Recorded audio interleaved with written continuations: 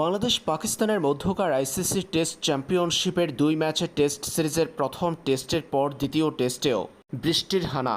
গুগলের আবহাওয়ার প্রতিবেদন বলছে, আজ রাওয়ালপিন্ডিতে দিনের বেশিরভাগ সময় বৃষ্টি হবে।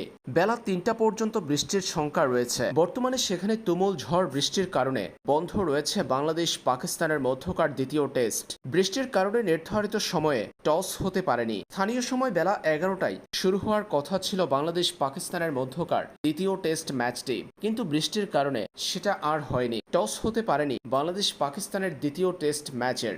এদিকে প্রথম টেস্টের প্রথম দিনেও ছিল বৃষ্টি। দিনের শেষ অংশে গিয়ে কিছু ওভার খেলা হয়েছিল। দ্বিতীয় টেস্টের প্রথম দিনেও একই ঘটনা। গুগলের আবহাওয়ার প্রতিবেদন বিশ্লেষণ করলে বলা যায়, রাওয়ালপিন্ডির স্থানীয় সময় বিকেল ৪টায় বৃষ্টি কমতে পারে, যেটার স্থায়িত্ব হতে পারে ২ ঘন্টা। অর্থাৎ প্রথম দিনে নির্ধারিত সময়ে খেলা শুরু হতে না পারা ম্যাচটি পুরো দিনে হতে পারে কেবল ২ ঘন্টা। এমন শঙ্কার কথা জানিয়েছে আবহাওয়ার খবর।